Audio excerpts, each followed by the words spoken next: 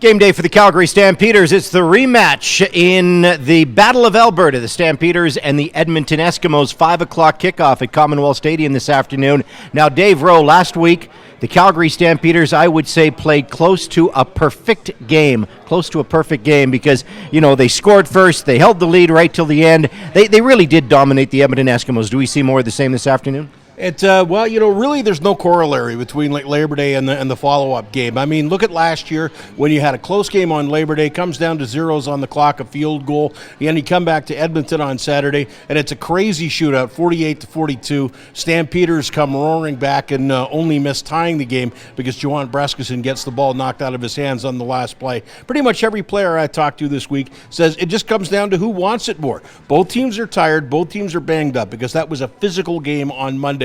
It's just whoever's got that little bit more in the tank comes out on top. And yet in saying that, the Stampeders have won 12 of their last 15 trips to Commonwealth Stadium. And, well, that's not even including the trip to Commonwealth Stadium last year for the Grey Cup Championship, but that's another story altogether. Levi Mitchell returned for the Calgary Stampeders. He was good. I think he can be better.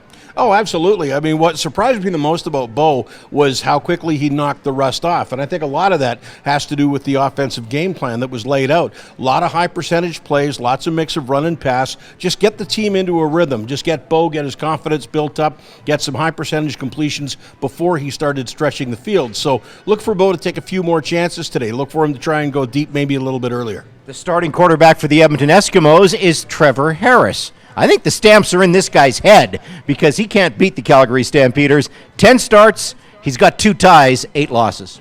Yeah, and Trevor Harris is a quarterback who has a tendency to be sensitive to criticism. So if this was raised to him this week, it's going to be in his head. He just has to trust his weapons out there. That team has a very good defense, very good offensive line to keep him on his feet. He's got all kinds of talented receivers. He's got C.J. Gable. He just has to know that it's not all about him. He can just trust his team to help him win this game. Well, speaking of the offensive line, I know you had a great chat with Derek Dennis this week. The Stampeders probably had their best overall effort from their O-line in the Labor Day game. And, of course, not only did that open holes for Kadeem Carey, it also kept Levi Mitchell upright because there were 0 sacks allowed. Yeah, when I talked to Derek this week, he just talked about just sort of the different personality of having Levi Mitchell behind him. There's just a certain, as good as Nick Arbuckle was, they've just got those years of experience, those years of confidence with Levi Mitchell behind him. Bo's a little better at getting rid of the ball when he gets in trouble, and Kadeem Carey was doing a great job reading off what the offensive line was giving him.